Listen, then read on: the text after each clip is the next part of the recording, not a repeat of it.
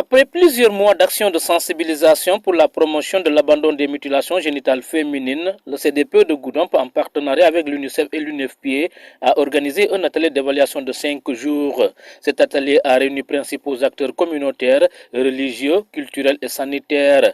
Les participants ont unanimement reconnu l'importance des activités menées et ont affirmé leur engagement à contribuer grandement pour conscientiser davantage les communautés sur ces pratiques néfastes pour la santé des adolescentes. On a appris beaucoup de choses, surtout sur les MGF. On a pris conscience. On est tous contre cette pratique. On a vu que ces pratiques nuisent à la santé des jeunes filles. Moi, j'encourage à éradiquer cette maladie. Parce qu'il faut imaginer que demain, toi, si Dieu le veut, toi, tu peux avoir une femme ou même avoir des enfants. Si tu acceptes que quelqu'un fait ça à une autre, c'est comme si on faisait ça à ta sœur. À cause de l'excision, nous avons maintenant beaucoup de maladies.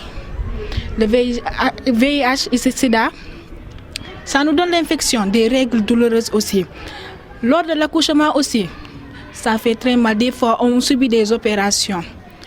Moi, ce que je peux dire à la population, d'arrêter ça. Parce que, pour moi, la pureté de la femme ne se trouve pas dans l'excision. Une femme peut être pure sans être excisée. Moi, ce que je peux conseiller à tout le monde, parents, mères, tantes, filles, leaders, arrêtons ça, parce que ça, c'est pas du tout bon. Un sentiment partagé par les chefs religieux et coutumiers, ainsi que par les Bayan Gokh, tous convaincus de l'urgence d'agir pour protéger les filles.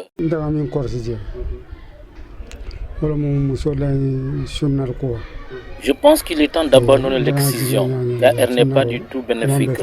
Les femmes qui continuent de pratiquer l'excision devraient essayer d'arrêter, car elle expose les filles à de nombreux risques.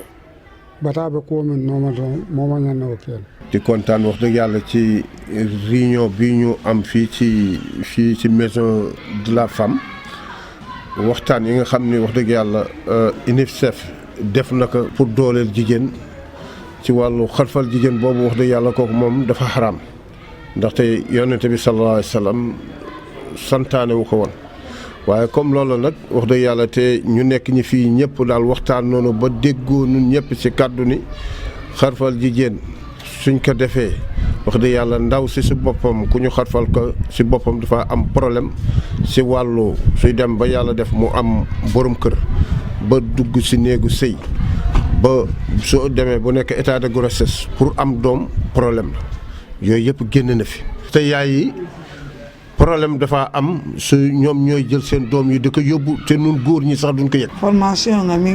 La formation sur la promotion de l'abandon de l'excision est très importante car elle nous a permis de comprendre que l'excision a réellement beaucoup de conséquences néfastes. Auparavant, on l'a pratiquée parce qu'on ne connaissait pas les risques. Mais aujourd'hui, cette formation nous a permis de mieux connaître les dangers, aussi bien au moment de l'accouchement et sur le plan des maladies. Donc, je crois que nous devons arrêter cette pratique dès maintenant. Nous prenons l'engagement de continuer la sensibilisation afin de faire comprendre à nos grands-mères que cette pratique ancestrale, sans dire qu'elle est mauvaise, n'est pas bénéfique pour les filles. Ces 5 jours de session d'évaluation ont été ponctués de séances de questions-réponses et de travaux de groupe permettant aux participants de mieux appréhender les enjeux et les solutions à mettre en œuvre. Ces échanges ont permis de récolter des résultats encourageants. C'était une activité, n'est-ce pas, qui est une formation des acteurs, n'est-ce pas, du CDPE dans le cadre du programme conjoint UNICEF-UNFPA, n'est-ce pas, pour collecter des données par rapport au travail qu'on a eu à faire sur le terrain depuis quelques mois. Donc ici nous avons regroupé pratiquement des acteurs du CDPE, ajouté à des acteurs qui travaillent sur le terrain. D'autres sont des enseignants, membres de la SCOFI, des professeurs d'économie familiale, n'est-ce pas, des acteurs qui travaillent aussi dans le cadre du MGF, n'est-ce pas, dans la localité. Donc ce sont tous ces acteurs-là que nous avons réunis ici pour d'abord travailler en 2 jours sur la formation, n'est-ce pas, par rapport aux outils, et ensuite nous avons passé, n'est-ce pas, à la collecte avec les communautés, donc ce qui a fait 3 jours, n'est-ce pas, de collecte. Et de ces collectes quand même sont sortis des résultats, et ces résultats-là on les a en tout cas pris en compte pour en faire un rapport qui sera transmis à notre partenaire, n'est-ce pas, qui est l'UNICEF, que nous remercions au passage.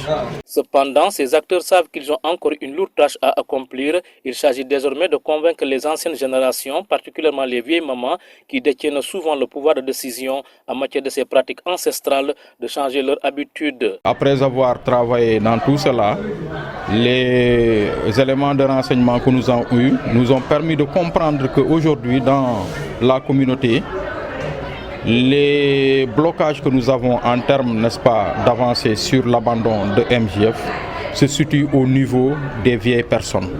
Donc les vieilles femmes, nous avons pu découvrir à travers tout le travail qu'on a fait que ce sont elles qui détiennent, n'est-ce pas, le pouvoir qui fait qu'aujourd'hui, voilà, donc les gens ont du mal à abandonner la pratique. Et autre chose que nous avons pu déceler dans les débats, c'est qu'il y a aussi le phénomène des nyaka, donc les grandes circoncisions, c'est-à-dire les cérémonies qu'elles organisent dans les villages. Ces nyaka-là aussi sont des facteurs qui font qu'aujourd'hui nous avons du mal à pouvoir faire passer notre message correctement pour pousser les communautés à aller vers l'abandon.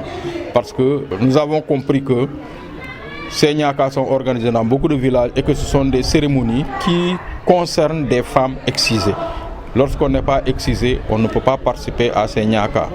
Donc, encourager ces nyaka aussi, c'est une manière, n'est-ce pas, d'encourager les MJF en bas. Le travail sera sans doute difficile, mais le CDPE, déterminé, a déjà identifié des axes stratégiques pour mener à bien cette mission de sensibilisation et de transformation des mentalités. Le premier axe, c'est un axe qui va concerner les jeunes filles. Nous allons continuer à travailler avec cette couche dans le cadre de la sensibilisation pour que les acquis soient préservés. Le deuxième axe va concerner un axe qui consistera à identifier toutes les grandes-mères, n'est-ce pas, qui sont dans ces communautés qui encore pratiquent les mutilations génitales féminines. Et le dernier axe, c'est l'axe qui concerne l'organisation des nyaka, qui sont en quelque sorte une pratique déguisée, n'est-ce pas, des mutilations génitales féminines. En attendant, les acteurs déjà conscients des dangers de ces pratiques pour les filles comptent continuer à sensibiliser les communautés.